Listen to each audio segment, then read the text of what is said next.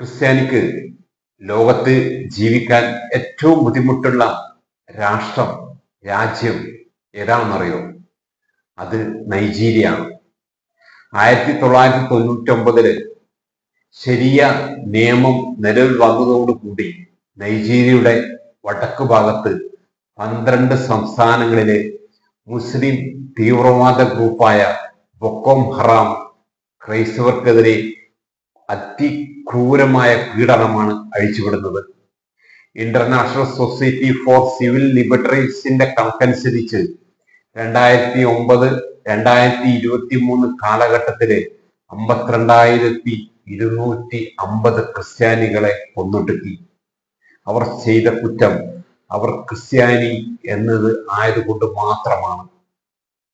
തെക്ക് മധ്യമേഖലയിലെ തീവ്രവാദ ഗ്രൂപ്പായ ഫുലാനികൾ എന്ന ഇസ്ലാം തീവ്രവാദ സംഘം ക്രിസ്ത്യാനികളെ കുടുംബത്തോടെ ഉന്മൂലനം ചെയ്ത് അവരുടെ സ്വത്തുവകകൾ കൊള്ളയടിച്ച് അവരുടെ കൃഷിയിടം കൈക്കലാക്കുന്നു.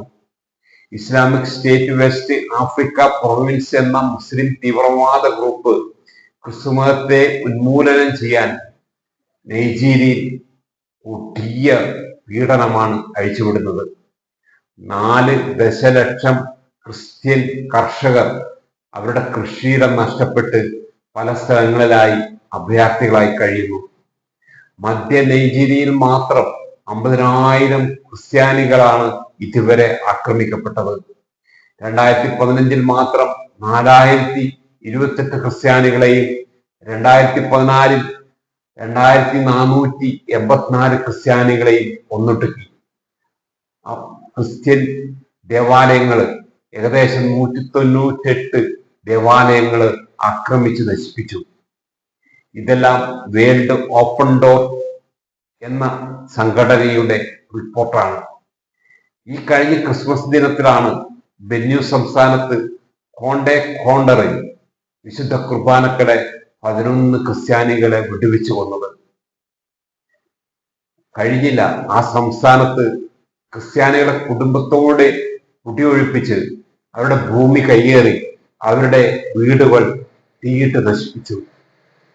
ഈ കഴിഞ്ഞ ഡിസംബർ 26 തന്നെ രാത്രി 8 മണിക്ക് അവർ ലേഡി ഓഫ് ലൂർദ് ഹോസ്പിറ്റലിലെ മാനേജറായിരുന്ന ഫാദർ ടോബിയാസിനെ ലിയാനി എന്ന സ്ഥലത്ത് വെച്ച് വെടിവെച്ചു കൊന്നു. ഫാദർ ടോബിയാസ് ഒഗോങ്കയ ഒനിരിഷ ഒവേരി പ്രവിശ്യയായ നെവി രൂപതയിലാണ് ശുശ്രൂഷ ചെയ്തു വന്നുകൊണ്ടിരുന്നത്. മിതുകരി സർവകലാശാല വിദ്യാർത്ഥിയായ ഡാനിയ ധലേപ്പയെ പരസ്യമായി ആൾക്കൂട്ട വിചാരണ നടത്തി കൊന്നുകളയുവാൻ കാരണം ആ യുവ വിദ്യാർത്ഥി ഒരു ക്രിസ്ത്യാനി ആയതുകൊണ്ട് മാത്രമാണ്. 2020 ഫെബ്രുവരി 1 ബോലെ അറ്റക എന്ന കുടുംബനെയും അവരുടെ 8ഉം 3ഉം വയസ്സുള്ള 2 പെൺകുഞ്ഞുങ്ങളെയും അതിക്രൂരമായി ബലാത്സംഗം ചെയ്ത് കൊന്നതിന് കാരണം അവരും ക്രിസ്ത്യാനി ആയതുകൊണ്ട് മാത്രമാണ്. 7 ദിവസം കഴിഞ്ഞാണ് അവരുടെ മൃതദേഹം പോലും വിട്ടുകൊടുത്തത്. വിശ്വാസത്തിന്റെ പേരിൽ ക്രൈസ്തവരെ കൊന്നൊടുക്കുന്ന ശവപ്പറമ്പായി നൈജീരിയ മാറി എന്നാണ് അഡ്വക്കൻസി ഗ്രൂപ്പ് റിപ്പോർട്ട് ചെയ്യുന്നത്. ക്രിസ്ത്യാനിക്ക് ഏറ്റവും അപകടകരമായ സ്ഥലം നൈജീരിയ ആണെന്ന് ദിസ് ഡേ ലൈവ് റിപ്പോർട്ട് ചെയ്യുന്നു.